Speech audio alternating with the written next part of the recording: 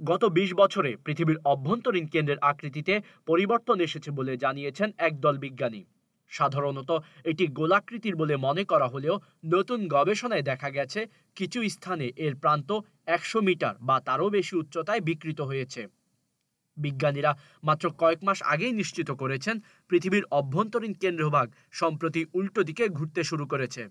ফলে একমাত্র বাসযোগ্য এই গ্রহের একেবারে গভীরের রহস্য সম্পর্কে আরেক নতুন তথ্য উন্মোচন করলেন তারা। বিজ্ঞানীরা জানিয়েছেন পৃথিবীর কেন্দ্রের আকৃতি বদলে যাওয়ার বিষয়টিও তারা শনাক্ত করতে পেরেছেন। পৃথিবীর অভ্যন্তরীণ একেবারে মধ্যভাগের স্তরটি গরম কঠিন ধাতব বল সদৃশ। এর চারপাশ ঘিরে রয়েছে তরল ধাতবের বহিস্তর। বিজ্ঞানীরা গত কয়েক দশক ধরে অনুমান করছিলেন সময়ের পরিক্রমায় পৃথিবীর ভেতরের কঠিন কেন্দ্রভাগ বিকৃত হয়েছে।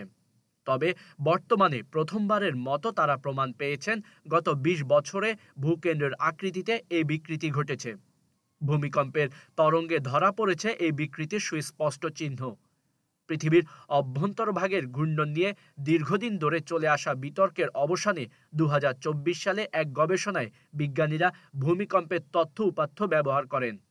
তাতে তারা দেখতে পান অভ্যন্তরীণ কেন্দ্র একসময় পৃথিবীর চেয়ে দ্রুত গতিতে ঘুরেছে। তবে ২০১০ সালের শুরুর দিকে কেন্দ্রের ঘূর্ণনের গতি মন্থর হয়ে আসে। এখন পৃথিবীর অন্যান্য অংশের তুলনায় উল্টো দিকে ঘুরছে এটি। বিজ্ঞানীদের নতুন গবেষণালব্ধ এই তথ্য সোমবার নেচার জিওসায়েন্স সাময়িকীতে প্রকাশিত হয়েছে। নতুন এই সিদ্ধান্তে উপনীত হওয়ার ক্ষেত্রে ১৯৯১ থেকে ২০২৩ সাল পর্যন্ত একই জায়গায় সংঘটিত ভূমিকম্পের তরঙ্গ সম্পর্কিত তথ্য ব্যবহার করেছেন বিজ্ঞানীরা। গবেষকরা জানান ভূকেন্দ্রের আকৃতি পরিবর্তন পৃথিবীর গভীরে অবস্থিত শক্তিগুলোর সূত্র সম্পর্কে ইঙ্গিত দিতে পারে, যা আমাদের চৌম্বক মণ্ডলের শক্তির যোগান দেয়।